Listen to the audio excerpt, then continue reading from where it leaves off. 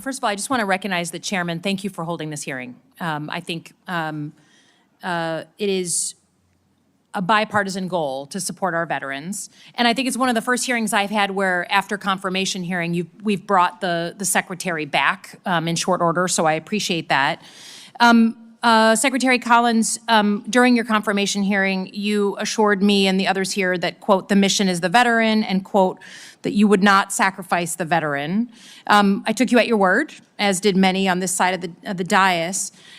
But since you've taken office, you've heard it, you moved to terminate VA contracts, offered to buy out VA employees that were in already shortage situations in those career fields. You placed a hiring freeze on critical VA employees serving veterans. 2,400 recent VA hires were let go, and then I think because of the courts brought back. You've been here today doubling and tripling down on that. I have no problem with cutting fat on the VA. I worked at the Defense Department. If someone had said to me, cut fat, I know exactly where I'd cut. But it's the nature of the cuts. If you're firing someone on a Friday and they're being brought back on a Monday, no CEO in America would be lauded for that kind of sloppy cuts. And then when you came to Michigan, you came to Howell, Michigan, I think in the last month and a half, you were asked directly about the potential for 80,000 additional employees to be cut. And instead of pushing back, you just said, quote, there's going to be a lot of friction. And I understand that you're wordsmithing things to say that no nurses or doctors in the VA facilities are going to be touched. That is good, but I held a roundtable with veterans. These are folks who are in the business, and their concern was that if you are a veteran and you walk into a VA, in Iron Mountain, and you need to get a claim, you put in a claim to get a knee surgery, and there's no claim caseworkers, there's no people working on those claims, and it takes you 2 years to get an answer, that's also not access to care. The doctors and nurses may be there, but if you can't go in and you're in pain every single day, that is also a problem. It's a problem for veteran center staff who have not been excluded, primary care administrators, IT staff. I know it's wonky, but you've just accelerated the electronic health record transition. I think IT staff are important if we're going to make sure we don't lose records of our veterans. And then benefit claims administrators. These are all people who kind of don't meet your criteria to be saved.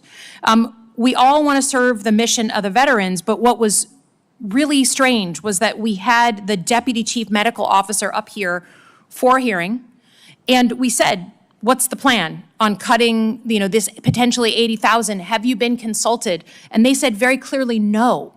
So I'm having a problem understanding how I'm to believe that the veterans in Michigan are going to get the same or better care, which is what we want, when you seem to be sort of, I don't know, you're claiming that these 80,000 are like DEI and interior designers. There's no way that all those 80,000 are in those job fields. So help me understand how you're going to preserve, that veteran who needs this knee surgery, but there's no one to process his claim.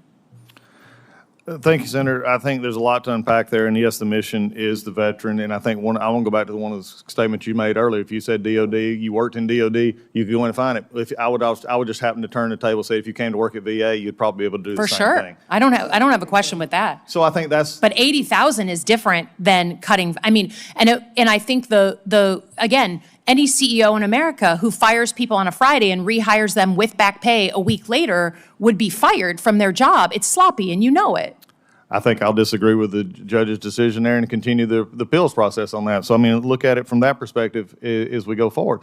But also, again, when you look at these issues and you look forward, it's interesting to me. I would just be curious, and I'm just playing the scenario out. If you go into DOD, it's 20,000 a proper number, is 50,000 a proper number, is 10,000 a proper number. At the VA, we exempted over 300,000 positions to ensure patient care, patient quality, and disability benefits were being done. So how come there were people fired and then rehired from the veteran suicide hotline? Like, you've acknowledged, I think, even publicly, that some of these things were a mistake. It doesn't give us confidence that an 80,000 number, which is just a number, you didn't say career fields, you didn't say whatever, you just said 80,000, that's being done with a scalpel and not a sledgehammer. And I think for veteran care, again, it's not me that's the only one asking these questions. It's veterans who have a very different political view than me who are getting seriously agitated back home. So I just don't understand the logic behind a across-the-board haircut. Well, I think the biggest thing is what you're looking at here is, I think right now there's been, because that's what I've had to fight for the whole time, is to fight this idea of just being blanket numbers throw out, playing Trivial Pursuit with numbers and others. Right. It has scared veterans.